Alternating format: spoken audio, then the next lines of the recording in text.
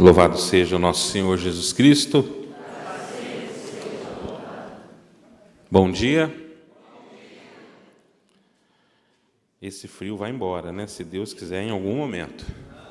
Nossa Senhora, tá bom. Tá no tempo dele, né? Dizia minha avó. Deixa ele aí. O Tatá falou uma coisa muito importante.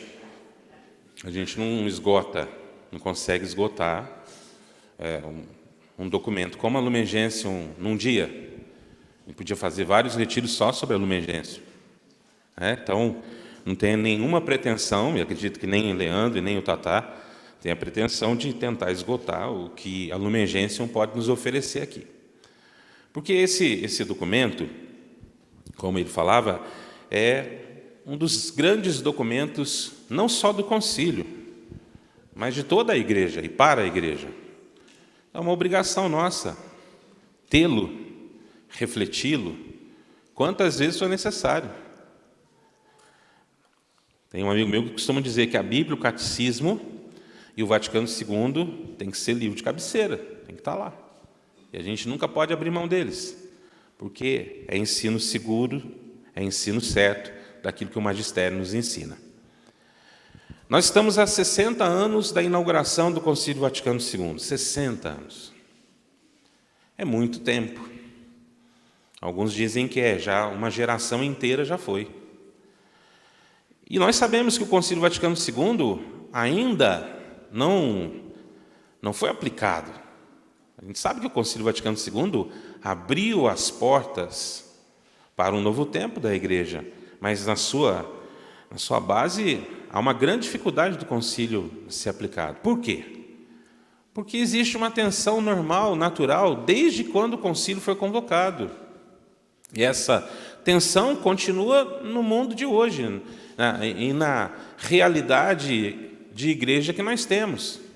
Daqueles que preferem ficar enfurnados só na tradição, achando que ela dá a resposta para tudo, e aqueles que, de certa maneira, entendem que não podemos ficar presos somente à tradição.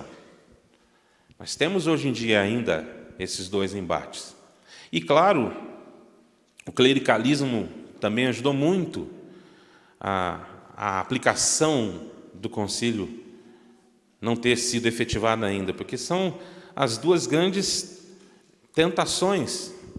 O clericalismo por parte daqueles que são ministros ordenados, que querem centralizar tudo em torno do seu ministério, inclusive achando que o nosso ministério deriva do deles, mas também a outra tentação, e que acaba chegando até nós, de que o padre falou, igual a música, Davi falou, eu também falo. Padre falou, eu também quero falar. Achar que a palavra que o padre dá é a última, e aí, viva o padre, vamos fazer tudo que o padre manda. Aquela ideia, né? O Marcelo sempre fala isso. O Marcelo fala que o jaleco tem poder. Aí a gente começa a achar que é mais ou menos um padre, né? Então, são muitos os motivos para que o concílio não tenha sido aplicado até hoje, não tenha sido efetivado. E ele ainda vai ser efetivado ao longo do tempo. Tem muita gente que fala que é hora de convocar um novo concílio, mas não se convocará um concílio sem que esse possa dar uma resposta ainda mais efetiva para a igreja desses tempos. Um concílio do qual você e eu fazemos, somos fruto. Sabe, eu fico imaginando, será que a igreja, antes do concílio, me acolheria? Será que a igreja acolheria o Marcão, o pecador, o menino de 17 anos, lá dos anos 90? A gente pode sempre se perguntar sobre isso. Nós estaríamos abertos àquela igreja anterior ao concílio? Um tempo em que os costumes, em que a sociedade foi mudando, será que nós estaríamos abertos a ser da igreja, como nós somos hoje? Então, esta igreja, que a partir do Concílio Vaticano II, experimentou um grande adornamento, uma grande renovação, do qual nós, Renovação Carismática Católica, Corrente de Graça, somos parte. Então, louvado seja Deus pelo Concílio Vaticano II, que tem, sim, suas deficiências, suas dificuldades, Mas foi um grande amanhecer para a igreja. Então fala para a pessoa que está do seu lado, ó, você é fruto do Concílio Vaticano II. Deus te abençoe. Deus te abençoe. Louvado seja Deus.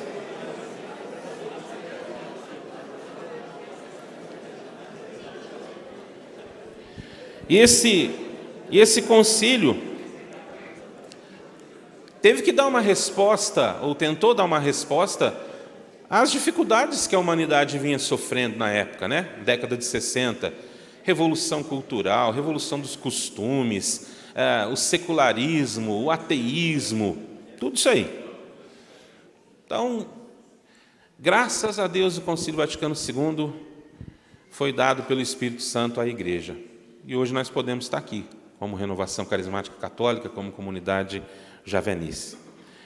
E este Santo Concílio tem na Lumen Gentium um documento extremamente importante para nós, porque ele trata da constituição e da natureza da Igreja. Aquilo que a Igreja é, enquanto mistério, corpo de Cristo, mas aquilo que a Igreja também opera na humanidade. Essa Constituição ela é dogmática, né? Nós tivemos no concílio 2 constituições dogmáticas e 2 constituições pastorais.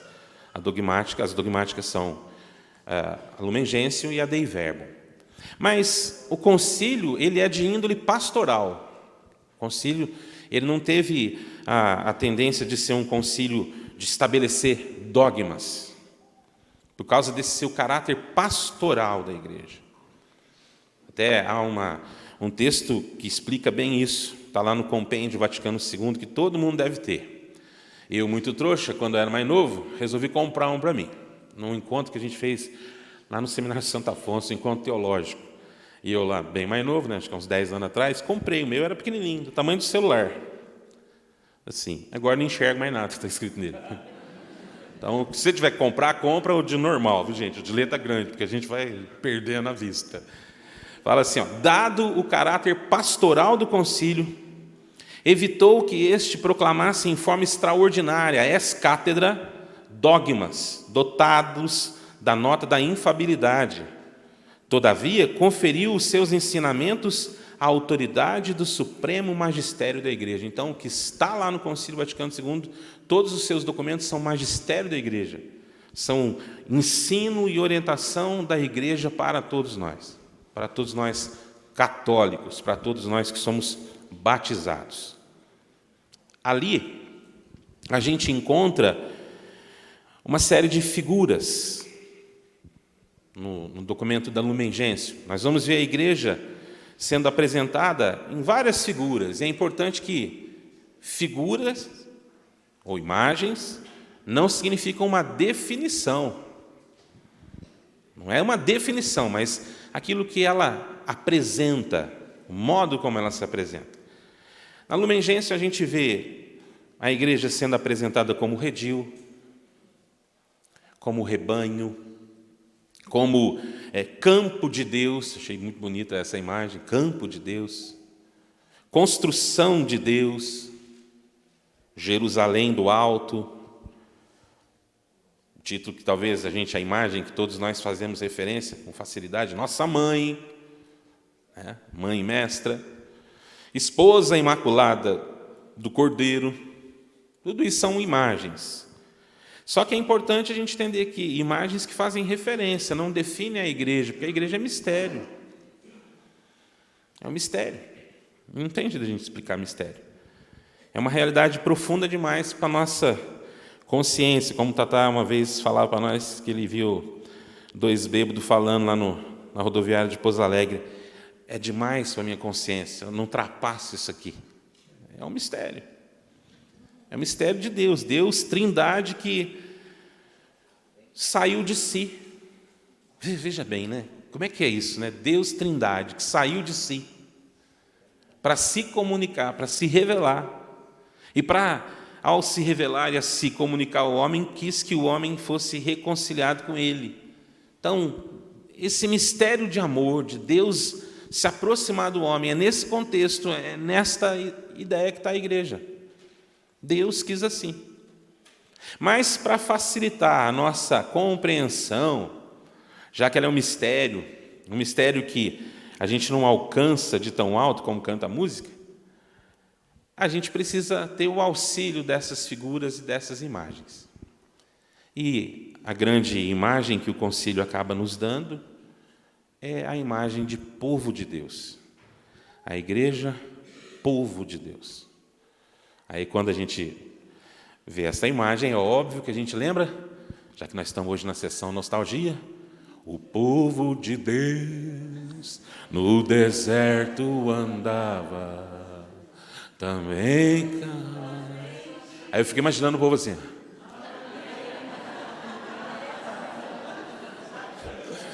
O povo de Deus, dá a impressão que é uma coisa desgastante, terrível, né? E não é, né? Mas o povo de Deus constituído desde o momento em que ele quis se revelar aos homens, e de maneira especial, começando com a figura de Abraão, que vai ser o pai daqueles que creem, o pai da fé. E a partir de Abraão, dá início a um povo chamado de povo eleito, o povo de Israel. O povo judeu, né? Mas esse povo experimenta uma nova aliança como novo povo de Deus, a partir do Verbo encarnado.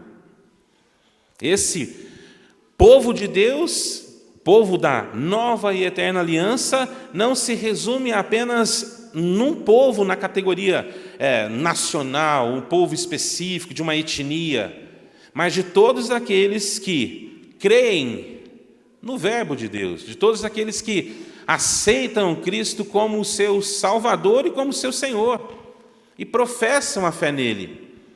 E uma vez professando a fé no Cristo, aceitam o sacramento de Cristo para a humanidade, que é a igreja. Portanto, o povo de Deus, chamado a ser sal da terra e luz do mundo. Esse capítulo 2 da Lumen Gentium é riquíssimo, é um capítulo até curto, mas é rico porque ele provoca nós que somos parte do povo de Deus, e quando eu digo que nós somos parte do povo de Deus, eu não me refiro a uma distinção, todos somos povo de Deus, mas de maneira específica a nós, que não somos ordenados, que não somos ministros ordenados, mas que somos batizados e que durante muito tempo não entendemos o papel que nós temos nessa igreja. Nós que durante muito tempo transferimos ou aceitamos que o ministério ordenado fosse determinante na nossa maneira de viver e servir a Deus na igreja. Este povo de Deus que é chamado pelo batismo a ser sal da terra e a ser luz do mundo.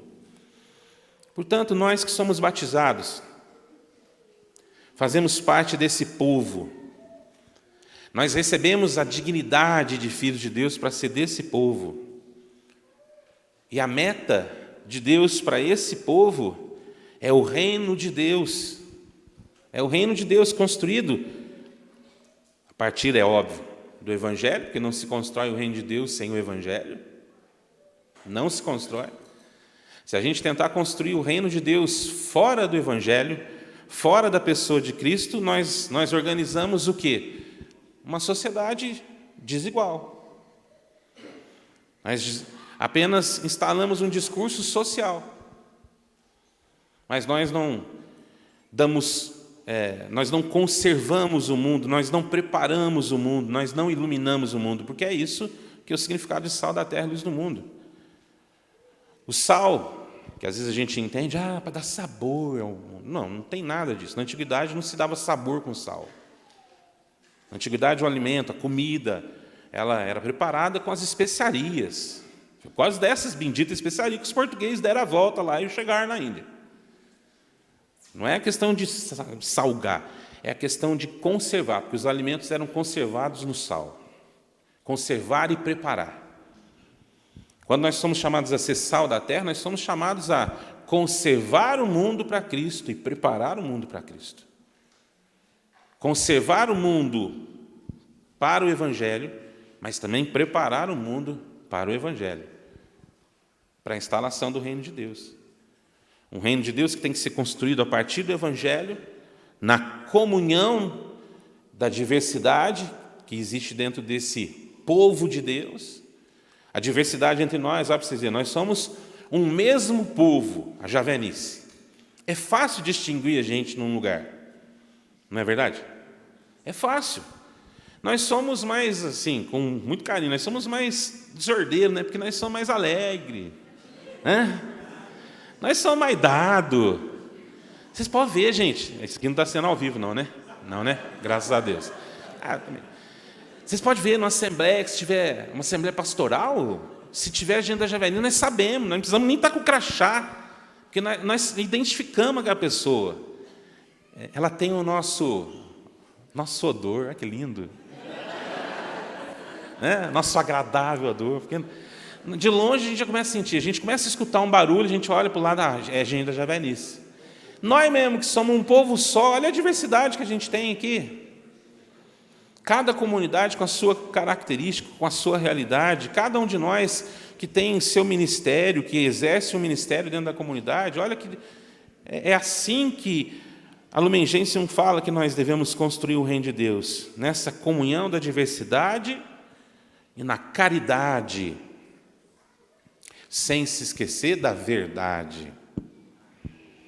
Porque não se abre mão da verdade em prol de nada.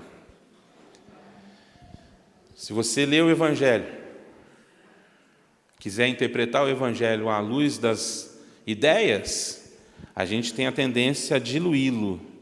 E a partir do momento que a gente dilui o Evangelho, ele deixa de ser verdade. Cristo é verdade. É palavra definitiva. A gente estava numa reunião aqui essa semana e o Tatá falou uma coisa que eu nunca tinha pensado, né? Você quer tornar alguma coisa cristão? Batiza ela. Ou seja, cristianiza ela, cristifica ela. Essa é a verdade. A verdade que nós damos para o mundo já está aí, já está pronta. É necessário cristificar o mundo. O povo de Deus, o povo que está a serviço da vida, da caridade, da verdade, o povo de Deus que é enviado ao mundo inteiro para ser luz das nações. É isso que fala lá no parágrafo 9 da Lumen Gentium. O povo de Deus é enviado para ser luz das nações, ou seja, para iluminar o homem em todas as suas estruturas. Mas por que será que os padres conciliares resolveram falar da igreja enquanto povo de Deus? Porque nós encontramos as evidências e os sinais da igreja enquanto povo de Deus na Sagrada Escritura. Se você toma o texto de Gênesis, trata de povo, Êxodo de povo, Deuteronômio de povo, os livros proféticos, Ezequiel, Isaías, Jeremias, a ideia de povo de Deus não é uma invenção dos padres conciliares, está presente ali. E a partir desta imagem, a Lumen Gentium quis construir uma igreja de iguais, em direitos, ou por uma palavra que é melhor para nós, porque senão a gente fica só na questão mais social, se a gente usa a expressão direitos. Uma igreja onde todos têm a mesma dignidade. Você e eu temos a mesma dignidade que o Papa. Não é heresia, porque o Papa, para ser Papa, ele precisou receber um sacramento igualzinho que você recebeu e que eu recebi, que é o sacramento do batismo.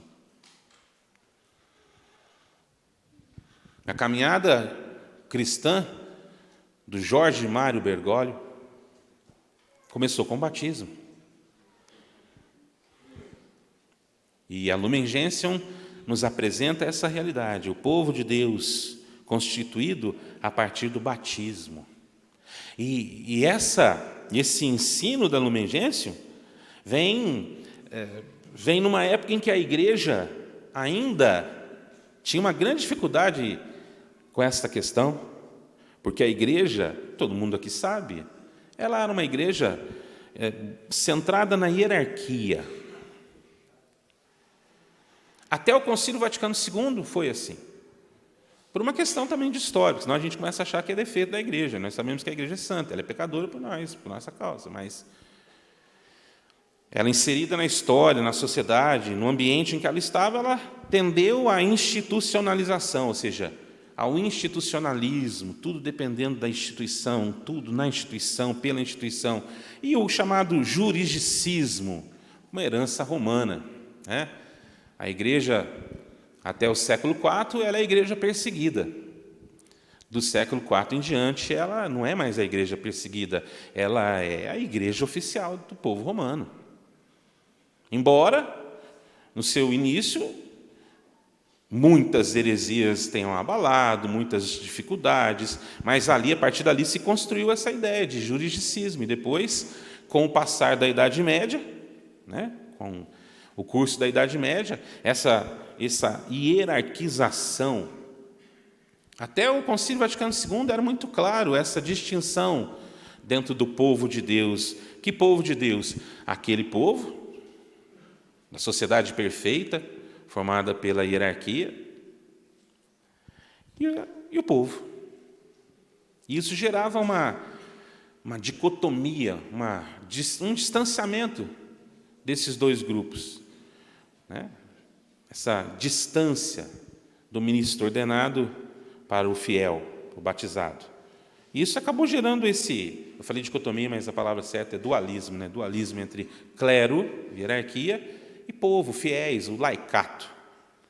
Então a gente teve essa grande dificuldade. Isso foi praticamente a igreja a vida inteira, desde lá do século V, VI, nessa institucionalização, nesse juridicismo, até o Vaticano II, que via essa tendência de afirmação de tudo a partir do ministério ordenado. E aí a reforma protestante acabou contribuindo muito com isso, porque a igreja tinha que dar uma resposta à reforma protestante, o movimento da reforma. Mas a igreja não deu uma resposta do ponto de vista para fora, ela deu para dentro. Não é? A reforma protestante fez com que a igreja perdesse um grande número de fiéis, perdesse reinos, no sentido de perder a ligação, a influência que ela tinha com vários estados nacionais que estavam se configurando. Mas, a partir dali, a igreja, através da Contra-Reforma, lá no século XVI, Contra-Reforma que foi iniciada com o Concílio de Trento, tinha que dar uma resposta para aquele ambiente, para aquela situação. E a resposta que ela deu foi exclusivamente interna, de reafirmação de dogmas, de reafirmação do valor da hierarquia. E isso chegou até nós. Isso foi sendo difundido até nós. Tanto é que é só lembrar a noção de igreja que a maior parte aqui com certeza aprendeu no catecismo, né? Sociedade de todos os cristãos que professam a mesma fé, mas que recebem os mesmos sacramentos sob a autoridade dos legítimos pastores, o Papa e os bispos. Então, essa eclesiologia, ela acabou sendo, vivendo até nós, porque os teólogos da época foram reproduzindo, foram afirmando, e acabou instalando esse modelo de sociedade desigual e hierárquica. Para vocês terem uma noção, eu lembrei de uma coisa, e eu achei aqui, falei, vou mostrar para eles. Só para a gente ter uma ideia, século XIX, perto de nós, não está longe não. O Papa Gregório XVI, que governou de 1831 a 1846, dizia assim, está a menos de 200 anos de nós, hein? Ninguém pode ignorar que a igreja é uma sociedade desigual, na qual Deus reservou para uns a missão de mandar e para outros a missão de obedecer.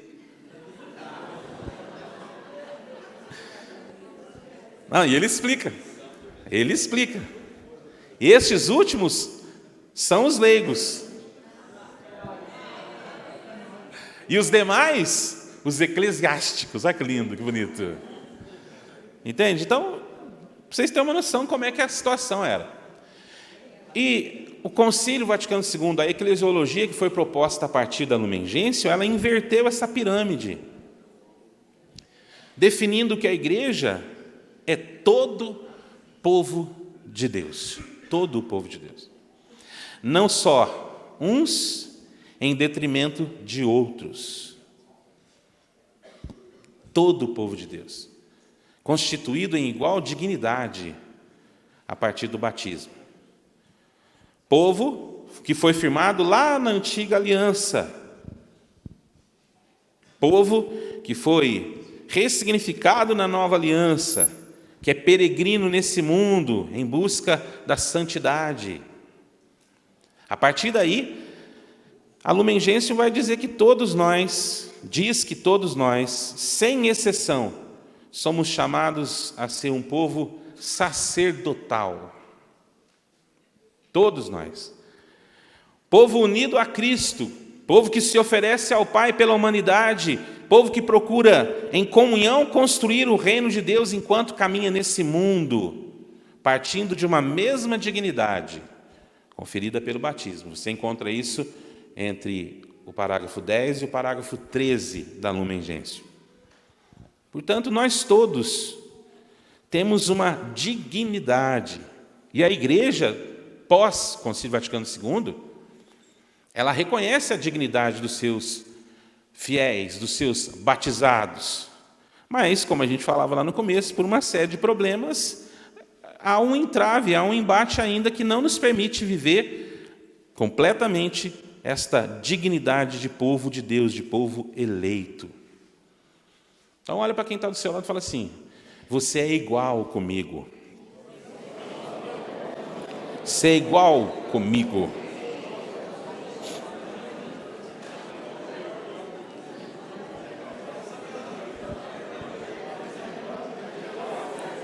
Isso muda uma situação. Isso muda radicalmente. Porque qual era a ideia que se tinha antes?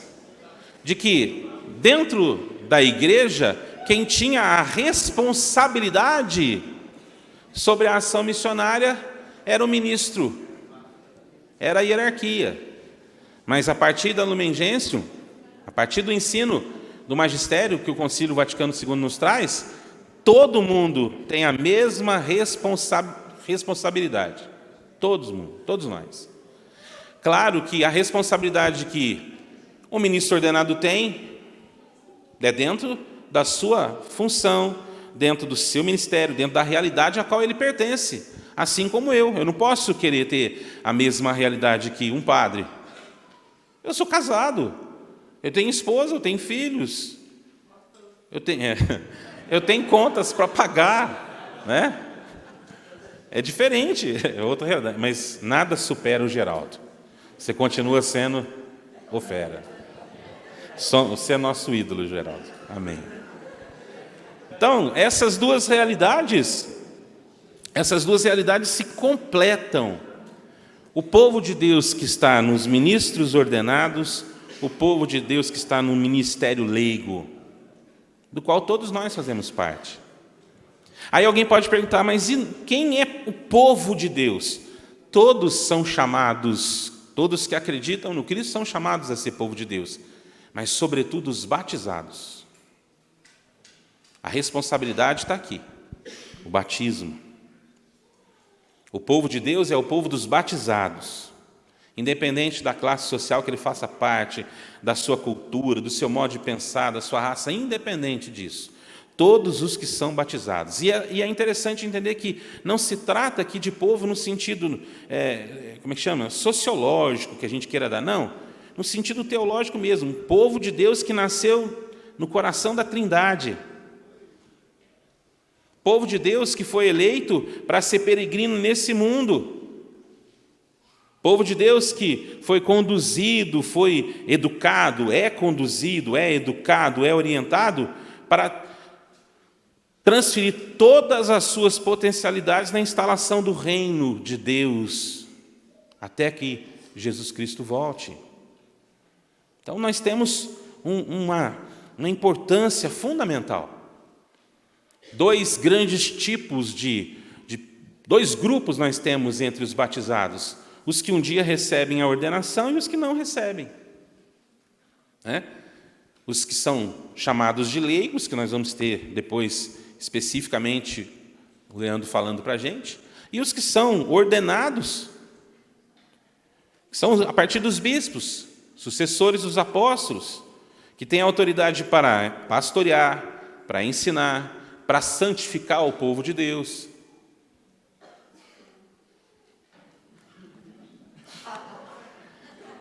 Tem, né?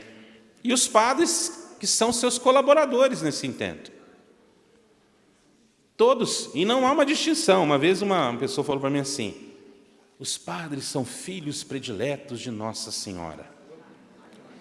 Eu não aguentei, gente. Depois de uma missão, dentro do carro, eu queria jogar a pessoa de dentro do carro, mas não podia, né? Porque ela estava dirigindo.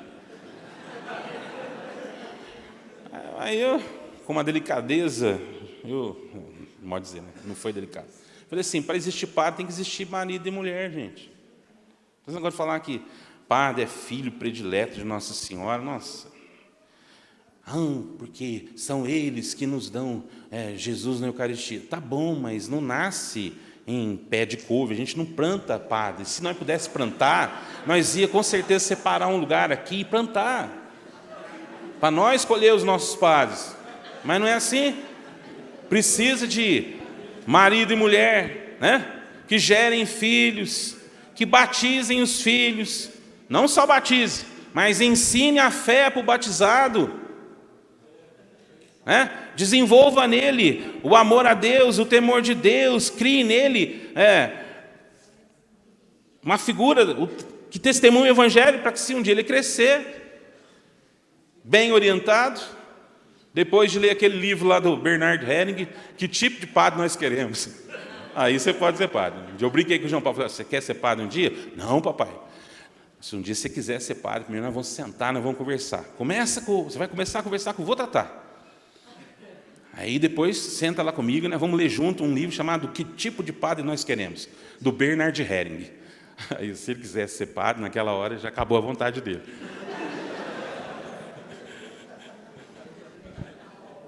Porque há uma tentativa nossa, né? Uma coisa da gente diminuir aquilo que nós somos em vista do ministério ordenado, e às vezes também supravalorizar aquele ministério, diminuindo o nosso. Quantos de nós faz isso? Nós somos um povo clerical. Tem uns intelectuais que falam que o povo brasileiro adora uniforme. Adora uniforme, terno, a ponto de chamar todo mundo de doutor. Ó, doutor. Chegar de terno num lugar, nossa, vai ser um doutor. Doutor do quê, né? Gosta de uniforme, gosta de terno e tem uma inclinação a gostar da batina também. E aí se esquece do valor que o nosso ministério tem. Gente, de maneira nenhuma que eu vou diminuir aqui o bem que os ministros ordenados fazem para nós, de maneira nenhuma, Nossa Senhora. Mas já pensaram no bem que nós, povo batizado, o bem que a gente faz na vida das pessoas, no cotidiano? Porque antes do concílio, era um padre, às vezes, para cada 5.000 pessoas. E olhe lá, dava conta. Porque o apelo era outro, as demandas eram outras. Mas, com o crescimento das cidades, aí, da década de 60 para cá, é desumano você querer que um padre pastoreie 30.000 pessoas. Tem cidades nossas aqui que tem uma paróquia, 30.000, 40.000 pessoas. Como é que um padre vai fazer? Aí você pode falar assim: mas hoje grande parte desse povo da cidade não é mais católico. Claro, mas continua tendo um grande povo a ser pastoreado. Então não diminua o trabalho, não diminua de jeito nenhum a importância. Mas é necessário que a gente reconheça que o batismo nos igualou em dignidade. O batismo fez com que a ideia de sociedade perfeita mudasse o tom. Ela não é uma sociedade perfeita porque existem os que mandam. Não. Ela é uma sociedade perfeita porque Deus quis constituir uma igreja ministerial, onde cada um, segundo sua vocação, seu estado de vida, exerce um ministério em prol desse povo de Deus. Quanto bem que nós, como igreja, fazemos quando a gente entende isso.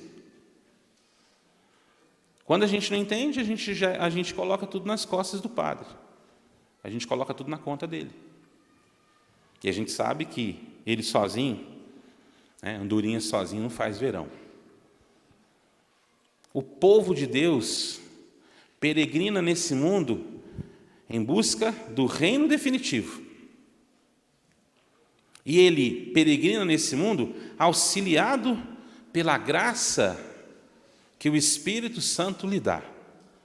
E na Lumen Gentium nós temos um parágrafo sensacional que fala que para enriquecer a igreja, para enriquecer esse povo, ele dá também graças especiais chamadas carismas. Carismas. Que nós, Renovação Carismática Católica, nós, comunidade javenice, precisamos redescobrir. Nós precisamos voltar, estimular, vamos usar outra expressão aí, fomentar, que nós somos enriquecidos, nós, comunidade javenice, nós somos enriquecidos com uma grande quantidade de carismas e nós precisamos colocá-los a serviço do povo de Deus, do qual a gente faz parte.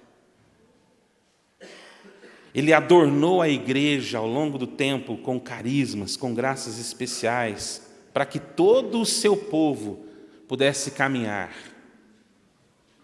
nessa mesma peregrinação, rumo a Jerusalém definitiva. Por isso, o povo de Deus não está sozinho. Não existe povo de um só.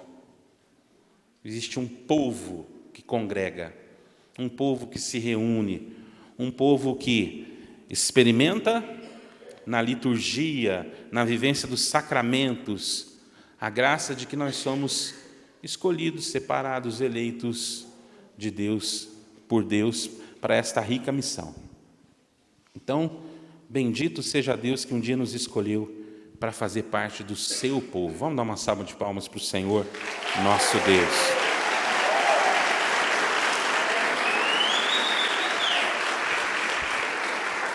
E o povo de Deus é aquele que, quando escuta o chamado, vai aonde lhe mandam, é onde Pai, Filho e Espírito Santo mandar. Que tom que é aquela que eu canto mesmo? Aonde mandar eu irei? Sol? Vamos ficar de pé? O quê? Porque...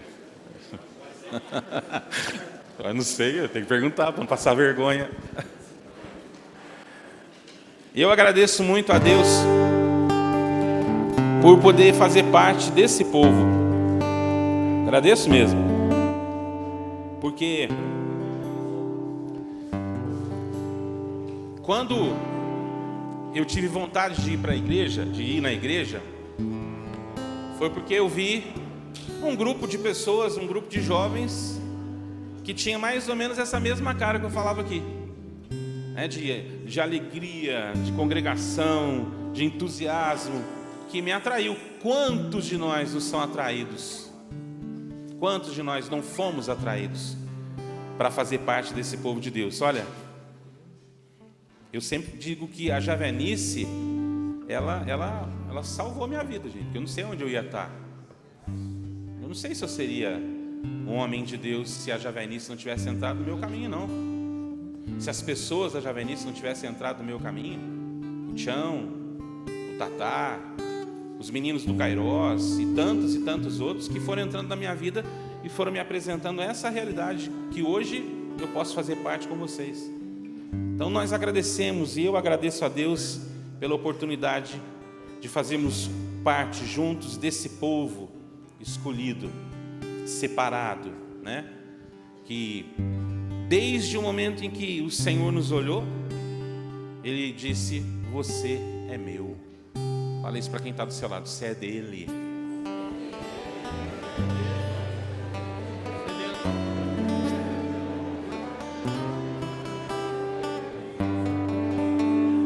Desde o ventre da minha mãe já me conhecia. Antes que eu nascesse, Jesus me escolheu. Hoje a minha vida é para o seu louvor. Sigo anunciando o seu eterno amor. Desde o ventre da minha mãe já me conhecia. Antes que eu nascesse, Jesus me escolheu. Hoje a minha vida é para o seu louvor. Sigo anunciando o seu eterno amor. Aonde mandar eu irei, seu amor eu não posso ocultar. Quero anunciar para o mundo ouvir que Jesus é o nosso Salvador. Ergue seus braços, cante: grato eu estou, Senhor, porque me confiaste a missão de proclamar o seu eterno amor. Mesmo sendo tão pequeno, me deste autoridade de teu nome anunciar a paz e ali.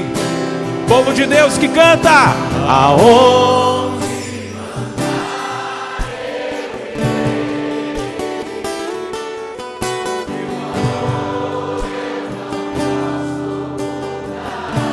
eu quero anunciar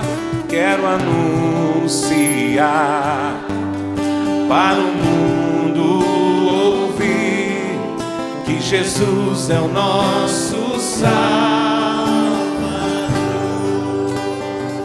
Nós te bendizemos, Senhor, nós te louvamos pelo chamado que o Senhor um dia nos fez para ser parte do seu povo, deste povo eleito, desta nação santa, desse povo escolhido, sacerdócio real. O momento em que o Senhor nos tirou das trevas e nos anunciou e nos colocou na tua luz admirável, Senhor. Bendito aquele momento em que o Senhor nos chamou para sermos teus. Bendita aquela hora, Senhor, em que alguém do teu povo fez com que o Evangelho chegasse até o meu coração, até os meus ouvidos e depois até o meu coração, Senhor. Bendito aquele instante em que o Senhor escolheu homens e mulheres e que deu a eles, pela graça do batismo, a força de sermos outros Cristos. Bendito foi aquele momento, Senhor, em que o Senhor nos ungiu, nos separou para sermos teu povo. E eu bendigo o Senhor porque faço parte do teu povo, o teu povo eleito, que peregrina nesse mundo até a jornada definitiva, Senhor. Dá-nos a graça de não nos calarmos como o teu povo. Assim como nas guerras Israel clamava, assim como nas guerras Israel cantava os louvores ao Senhor, e os adversários temiam, que nós também como povo não deixemos a nossa voz ser abafada, assim como povo eleito, povo escolhido, a nossa voz seja fortalecida pelo Teu Espírito Santo, Senhor. Aleluia, aleluia, aleluia. Aonde mandar eu irei, Senhor. Seu amor eu não posso ocultar. Eu quero anunciar para o mundo ouvir que Jesus é o nosso salvo. Para a gente encerrar esse momento, ergue seus braços, canta. Aonde mandar? Aonde mandar eu irei. Eu não posso ocultar. Quero anunciar para o mundo ouvir que Jesus é o nosso salvo.